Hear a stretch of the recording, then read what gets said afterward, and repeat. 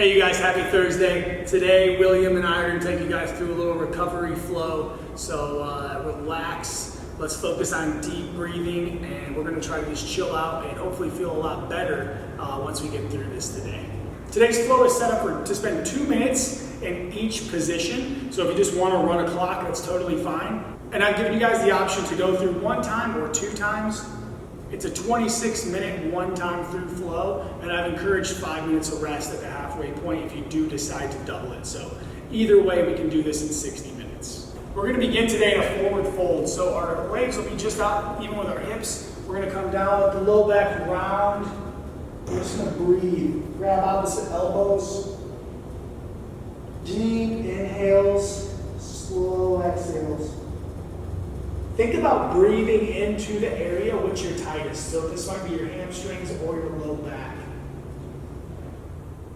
From forward fold, we're going to come all the way down into what we call saddle position. So we're going to let the tops of our feet go flat, and we're going to sit back on our heels. For some of us, this might be right here more than enough. If this begins to hurt at all, you can put a pillow or a blanket or a folded up towel underneath your butt, and that'll bring your hips a little higher, take some of the pressure off your heels. A lot of you guys may be able to go here, and so you may be able to even lay all the way down flat. Do whatever's comfortable for you and don't force it.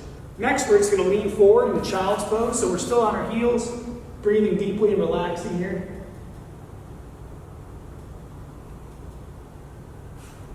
From child's pose, we're going to pull our left leg up, letting that right leg trail back. And we're going to be in what's called a left side lizard pose. Breathe deeply. You're going to feel this in your left side groin as well as your right hip flexor. And you can go down to your forearms if that feels okay for you, or if you'd like, you can sit up nice and tall. And for here, we want to squeeze the butt. Think about pulling the legs together and sinking down deeply into those hips. After the lizard position, we're going to bring our foot across us and go into what's called the pigeon pose.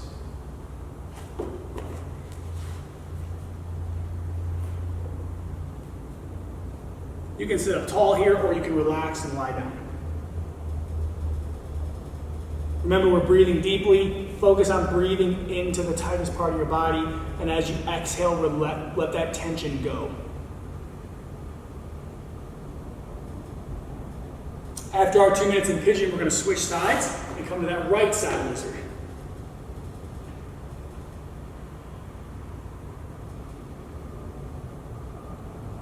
From right side lizard into right side pigeon. Again, sitting up tall or coming down flat. From here, we're going to go back to child's pose. So we're going to sit back on those heels, arms outstretched. After our second child's pose, we're going to do what's called thread the needle. So we're going to base on the right hand, left arm is going to slide through, and we're going to drop down. You're going to feel this stretch to the left shoulder, pulling that arm open. Breathe deeply. We'll switch sides here, go to the right side, thread the needle. From here, we're going to press up into an active downward facing dog. Hips come up high. Remember to push through the thumb and forefinger while we're here.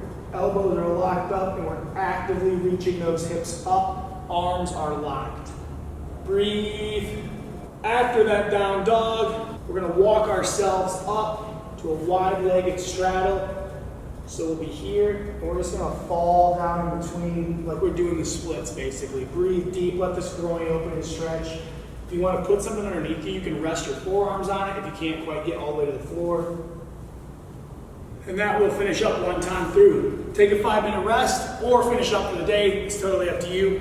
Thank you guys for joining me. Stay happy, stay healthy, stay human. I'll see you tomorrow.